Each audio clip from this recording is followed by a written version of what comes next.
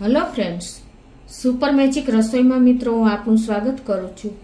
આજે હું એકદમ રસાવાળા અને ફિક્કા ન લાગે ને એવા મગના શાકની રેસીપી તમારી સાથે શેર કરું છું। તો તમને ચોક્કસ આ વિડીયો ગમશે, ગમે તો લાઈક કરજો, શેર કરજો અને સબસ્ક્રાઈબ કરવાનું તો ભૂલતા જ નહીં। તો હવે એના ઇન્ગ્રેડિયન્ટ પણ બતાવી દઉં। તો આપણે અત્યારે અડધો કપ મગ લીધા છે, ટમેટું છે, કાંદા છે, ધાણા ભાજી છે, લીલું લસણ છે, સૂકું લસણ છે, મરીનો પાવડર છે, લીંબુ છે, લીમડો છે, આદુ છે, મરચાં છે, મીઠું છે, તેલ છે, પાણી છે અને રૂટીન મસાલા છે। તો બનાવવાનું ચાલુ કરીએ। તો મિત્રો આપણે શું થાય છે કે આપણે રસાવાળા મગ બનાવીએ છીએ શાક, તો એમાં આપણે મગ છૂટા રહીએ છીએ, પાણી છૂટું રહે છે। તો આજે હું તમને આ વિડીયોમાં પરફેક્ટ એકદમ ઘાટો રસા સાથે અને પરફેક્ટ માપ અને ફૂલ રીત સાથે બધી ટિપ્સ સાથે આ વિડીયો શેર કરું છું। તો એન્ડ સુધી જોડાયેલા રહેજો। તો અત્યારે આપણે જો આ અડધો કપ મગ લીધા છે અને હવે એને આપણે 2 થી 3 પાણીએ ધોઈ નાખશું। તો આને મગને આપણે 2 થી 3 પાણીએ ધોઈ લીધા છે અને હવે આપણે વાત ક્યાં આવે છે કે આપણે રસો છૂટો રહેશે એટલે કે પાણી છૂટું રહેશે અને મગ છૂટા રહેશે। તો એને ઘટ બનાવવા માટે આપણે એક ઇન્ગ્રેડિયન્ટ ઉમેરીએ છીએ, એ છે આ બટેટું। મિત્રો, બટેટાને હિસાબે તમારો રસો એકદમ ઘટ બનશે। આપણે એને આ રીતે પીલ કરી અને એના પીસ કરી લેશું। તો આ રીતે આપણે જો બટેટું પીલ કરીને અને ધોઈ લીધું છે, હવે એને આપણે આ રીતે પીસ કરી અને એને આપણે મગમાં જ એડ કરવાના છે। તો આ રીતે આપણે બટેટાના પીસ કરી લીધા છે અને હવે આપણે મગને બાફવાના છે। તો એક કુકરમાં આપણે નાખી દેશું 2 થી 3 પાણીએ ધોયેલા મગને અને એમાં જ આપણે રસો ઘટ કરવા માટે આપણે આ બટેટું એમાં જ નાખી દેશું અત્યારે બાફવામાં જ। અને હવે આપણે વાત ક્યાં આવે છે કે આપણે આટલા અડધો કપ મગ લીધા છે, તો એમાં પાણી કેટલું એડ કરવું। તો એમાં મિત્રો આપણે જે અડધો કપ લીધા છે ને એનું 3 ગણું પાણી એટલે કે 3 કપ પાણી આપણે નાખવાનું છે। પરફેક્ટ મેજરમેન્ટ સાથે જ હું તમને આ બતાવું છું। એટલે આપણે જે કપેથી મગ ભર્યા છે ને એ અડધો કપથી જ આપણે 3 કપ પાણી નાખી દેશું, એટલે કે 3 ગણું પાણી થશે મિત્રો। અને હવે આપણે મગ ફીકા ન લાગે ને એના માટે આપણે 1 ટીસ્પૂન જેવું મીઠું નાખી દેશું બાફવામાં જ। અને આપણે કુકરનું ઢાંકણ બંધ કરી અને 6 વિસલ આપણે મીડિયમ ફ્લેમ ઉપર કરી લેવાની છે, એટલે આપણે સરસ મગ બફાઈ જશે। અને આપણે ગેસની ફ્લેમ મીડિયમ રાખી દેશું। આપણા મગ બફાઈ છે ને ત્યાં આપણે એક પેસ્ટ બનાવી લઈએ। તો એના માટે મેં અત્યારે 5 થી 6 કળી લસણ લીધું છે, 1 ઇંચ આદુનો ટુકડો અને 2 મરચાં નાખી અને આપણે પેસ્ટ બનાવી લેશું। તો એને આપણે આ રીતે ટોચી લેશું।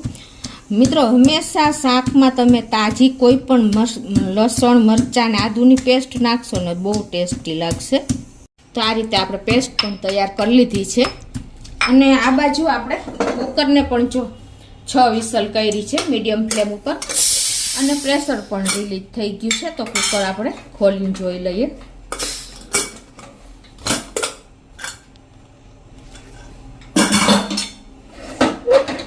જો મિત્રો, આપણા કુકરમાં સરસ મગ તૈયાર થઈ ગયા છે। આ રીતે તમે પ્રેસ કરો ને તો દાણો પેચાઈ જાય છે।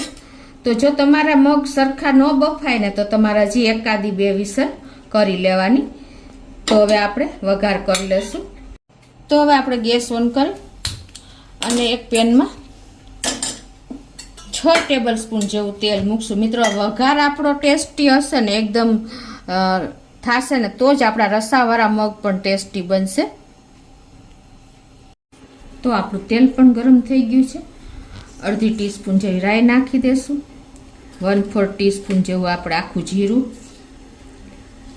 અને 2 પિંચ જેવી હિંગ। અને હવે એમાં આપણે 5 થી 6 કાંદા આપણે લીમડાના નાખી દેશું।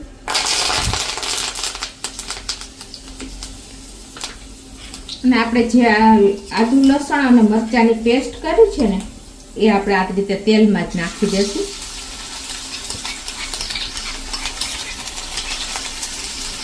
અને એને આપણે આ રીતે તેલમાં થોડીક કૂક કરી લઈશું.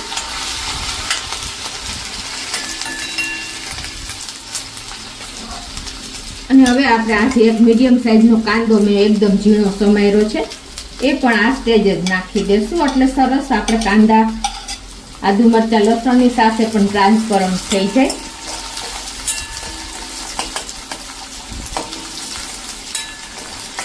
આ રીતે આપણે એકાદ મિનિટ એને કૂક થવા દેશું. તો આ રીતે જો આપણે કાંદા પણ ટ્રાન્સપરન્ટ થઈ ગયા છે. હવે આ સ્ટેજે આપણે 5 થી 6 કળી લીલા લસણની લીધી છે, એને પણ આપણે નાખી દેશું. મિત્રો, લીલું લસણ ન હોય તો તમે સ્કીપ પણ કરી શકો છો, પણ ટેસ્ટ બહુ સરસ આવે છે. અને એને પણ આપણે આ રીતે મિક્સ કરીને થોડું કૂક થવા દેશું. અને હવે આમાં આપણે મસાલા કરી લેશું. તો અડધી ટીસ્પૂન જેવું આપણે હળદર પાવડર, 1 ટીસ્પૂન જેવું આપણે કાશ્મીરી લાલ મરચું, તમે તીખું ખાતા હો તો પેલું નાખી શકો છો, પણ આપણે આદુ મરચાં અને લસણની પેસ્ટ, લીલું લસણ નાખ્યું છે તો કાશ્મીરી જ એડ કરજો. અને 1 ટીસ્પૂન જેવું આપણે ધાણા જીરું નાખી દેશું. અને એને આપણે આ રીતે તેલમાં કૂક કરશું. મસાલો ન દાજે ને એના માટે આપણે 1 ચમચી જેવું અત્યારે પાણી નાખી દેશું.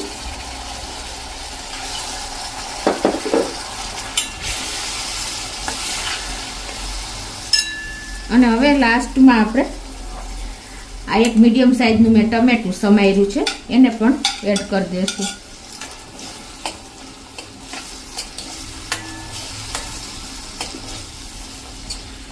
અત્યારે આપણે ટમેટા ગળી જાય ને એના માટે આપણે ટમેટાના ભાગનું જ અડધી ટીસ્પૂન જેવું મીઠું નાખી દેશું, કેમ કે આપણે મગમાં પણ મીઠું એડ કર્યું છે.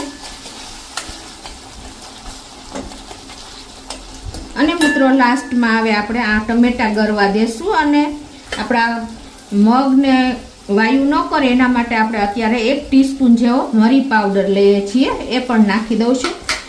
તમે મરી પાવડર કે અજમો કોઈ પણ નાખી શકો છો. મિત્રો, કઠોળ કે એવી આપણે કરતા હોય ને ત્યારે ખાસ તમારા અજમો કે મરી પાવડર એડ કરવાનો, એટલે પાચનમાં કોઈ પ્રોબ્લેમ ન આવે. હવે આને આપણે 2 મિનિટ ટમેટાને ગળવા દેશું. હવે જો આપણે ટમેટા પણ ગળી ગયા છે મિત્રો, તો હવે આ સ્ટેજે આપણે 1 ચમચી જેવી ખાંડ નાખી દેશું. આ અત્યારે મેં દળેલી ખાંડ લીધી છે. જો તમે ટમેટાની સાથે નાખી દેશો ને તો તમારા ટમેટા કૂક જલ્દી નહીં થાય. ટમેટા કૂક કરવા માટે આપણે મીઠું એડ કરવાનું અને ખટાશ લાસ્ટમાં એડ કરવાની. તો હવે આપણો બધો મસાલો સરસ કૂક થઈ ગયો છે. તો હવે આપણે આ જે મગને બટેટા જે મિક્સ કરીને બાફા છે એ નાખી દેશું.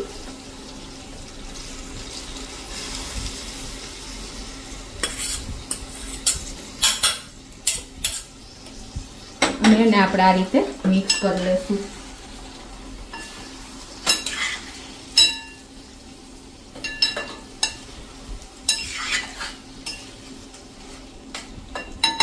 હવે મિત્રો વાત ક્યાં આવે છે કે આપણે આમાં પાણી કેટલું એડ કરવું. જો તમારે આ મગ ભાત સાથે ખાવા હોય ને તો થોડું ચડિયાતું પાણી એડ કરવાનું. રોટલી, પરોઠા, પૂરી સાથે ખાવા હોય તો આપણે એ પ્રમાણે પાણી એડ કરવાનું. ટૂંકમાં તમારે કોની સાથે મગનો ઉપયોગ કરવો છે એ પ્રમાણે પાણી નાખવાનું. તો અત્યારે હું 1.5 કપ જેવું પાણી નાખું છું મિત્રો.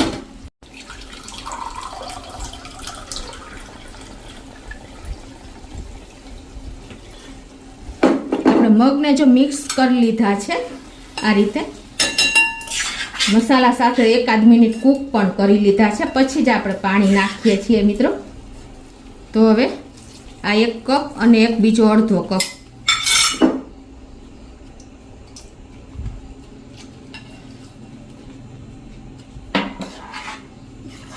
અને હવે આને આપણે 1-2 મિનિટ આ રીતે કૂક થવા દેશું. અને હવે આપણે પાણી નાખ્યા પછી તમારે ટેસ્ટ કરી લેવાનો કે મીઠાની જરૂર હોય તો નાખવાનું. જો કે આપણે બાફવામાં પણ નાખ્યું છે એટલે જરૂર હોય ને તો જ આપણે મીઠું એડ કરવાનું છે.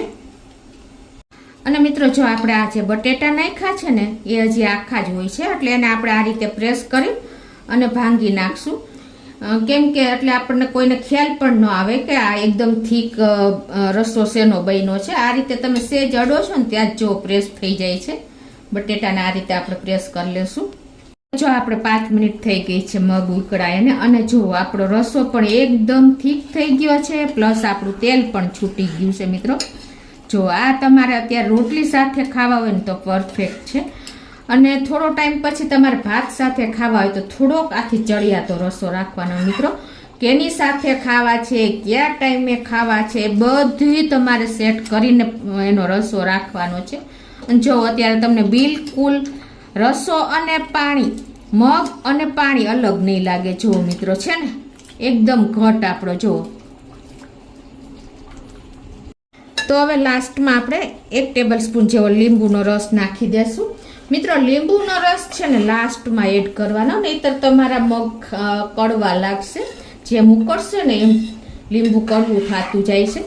અને હવે જો આપણી કન્સિસ્ટન્સી પરફેક્ટ તૈયાર થઈ ગઈ છે ને મિત્રો, એકદમ મિક્સ થઈ ગયેલો આપણો રસો ઘટ. એ સિક્રેટ ઇન્ગ્રેડિયન્ટ આપણે એક બટેટું એડ કર્યું છે, એના હિસાબે જો આપણા મગ આવા સરસ લગ્ન પ્રસંગમાં વરામાં બનતા હોય ને ત્યારે આવા જ મગ હોય છે, રસાવાળા મગ. તો મિત્રો આ રીતે તમે રસાવાળા મગનું શાક બનાવશો ને તો તમારે ક્યારેય પ્રોબ્લેમ નહીં આવે, રસો અલગ કે મગ અલગનો. તો હવે લાસ્ટમાં આપણે થોડી એવી ધાણા ભાજી પણ નાખી દઈએ.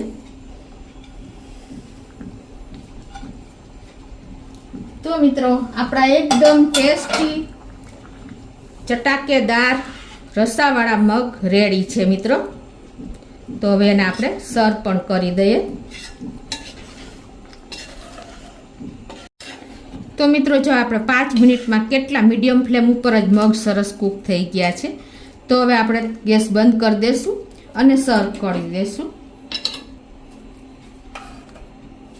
જુઓ મિત્રો,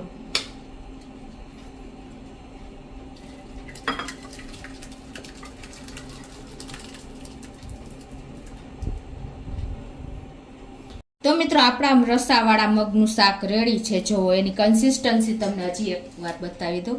જો મિત્રો, છે ને ક્યાંય પણ તમને અલગ અલગ નહીં લાગે, બધું એકદમ એક રસ થઈ ગયું છે. જો હવે આપણે લાસ્ટમાં થોડીક ડેકોરેશન પૂરતી ધાણા ભાજી સર્વ નાખી દેશું. તો મિત્રો આપણા રસાવાળા મગ રેડી છે, ચટાકેદાર એવા. તો તમને ચોક્કસ એક વખત આ રીતે ટ્રાય કરજો અને મને કોમેન્ટ બોક્સમાં જણાવજો કે તમને આ મગનું શાક કેવું લાગ્યું મિત્રો. તો તમને ગમે તો લાઈક કરજો, શેર કરજો અને સબસ્ક્રાઈબ કરવાનું તો ભૂલતા જ નહીં.